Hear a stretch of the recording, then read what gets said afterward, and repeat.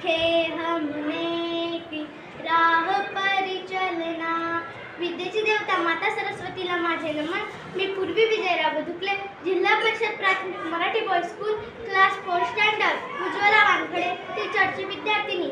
आजच्या कार्यक्रमाचे प्रमुख पाहुणे, अध्यक्ष महोदय, शाळेच्या मुख्याध्यापिका, शिक्षक वर्ग, तसेच माझे विद्यार्थी मित्र आणि मैत्रिणींनो, शाळेतला प्रत्येक कार्यक्रम म्हटला की मनाला खूप खुशी आणि आनंद वाटतो, परंतु आजच्या कार्यक्रमातील प्रत्येक क्षण हा माझ्यासाठी विरहाने आणि दुःखाने मन जड करणारा आहे, कारण आपली शाळा खरोखरच खूपच सुंदर आहे। आपणा सर्वांमुळे शाळेची खूप प्रगती झाली आहे। एखाद्या इंजिनियरने जर प्रामाणिकपणे काम केले नाही तर एखादी इमारत पडेल, एखादा पूल तुटेल आणि त्यात 50-100 लोक मृत्युमुखी पडेल। एखाद्या डॉक्टरच्या हलगर्जीपणामुळे 50-100 लोक लवकर इमराजजवळ पोहोचतील, पण एखाद्या शिक्षकाने जर प्रामाणिकपणे शिकविले नाही तर कित्येक पिढ्या अज्ञानरूपी अंधारात जाईल आणि देश अधोगतीला जाईल। शिक्षक बनण्याला खूप मोठे भाग्य लागते हो। आपल्या देशातच गुरु शिष्य परंपरा चालत आलेली आहे आणि माझे भाग्य की मला आपल्या शाळेमध्ये शिकण्याची संधी मिळाली। ही माझी शाळा आहे, या शाळेसोबत माझे अतूट नाते आहेत, कारण याच शाळेमध्ये माझे आजोबा शिकले, माझे वडील सुद्धा याच शाळेमध्ये शिकले आणि मला सुद्धा ही संधी मिळाली। कशी विसरणार मी माझ्या शाळेला, कशी विसरणार मी माझ्या टीचरला। पूर्वपुण्याईमुळे टीचर लागतो। माझ्यासोबत घडलेला एक अनुभव मी सांगते। मम्मी पप्पांची लाडकी पूर्वी मी, मला कॉन्व्हेंटला नर्सरीमध्ये टाकले। ओहो, अंधाराला घाबरणारी चिमुरडी मी, चक्क मला टीचरनी कपाटामध्ये कोंडले। मी खूप भ्याले, रडले, ओरडले आणि मला उलटी सुद्धा झाली। काय अवस्था झाली असेल हो माझी।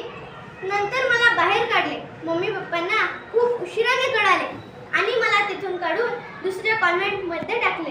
टीचर असे सुद्धा असतात काय हो।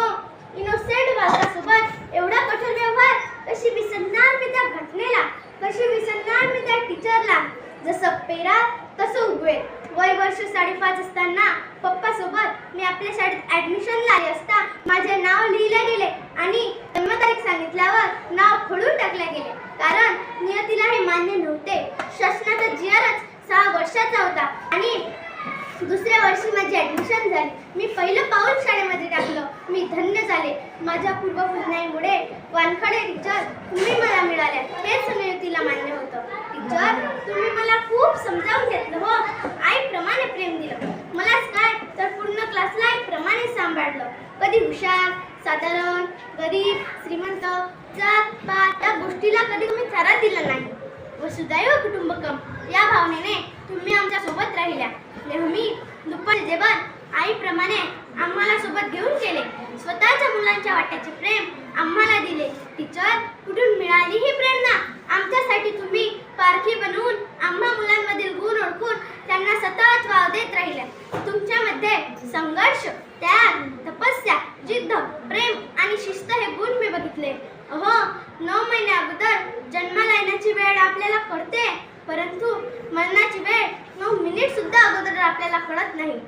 माणूस सोबत काहीच नेऊ शकत नाही हो, नेतो ते बरे वाईट कर्माचे फळ। एक वेळ जगाच्या CCTV मधून आपण सुटू शकतो, परंतु विधात्याच्या CCTV मधून माणूस कधीच सुटू शकत नाही। एक वेळ देव आपल्याला माफ करेल, परंतु कर्म कधीच कुणाला माफ करत नाही। जसं पेरा तसं उगवेल। निसर्ग कधीच कुणाचं घेत नाही, तर 1000 पटीने परत करतो। एक दाणा पेरला तर 1000 दाणे परत करतो।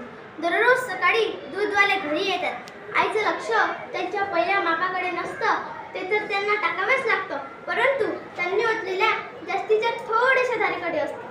तसंच शाळेतील सिलेबस तर तुम्ही पूर्ण करताच, शासनाने ठरवून दिलेल्या परिपत्रकानुसार तुम्ही कामही करता, परंतु या व्यतिरिक्त जी मोठी धार तुम्ही आम्हा विद्यार्थ्यांच्या जीवनामध्ये होता, त्या धारेवर समाजाचे लक्ष लागलेले असते।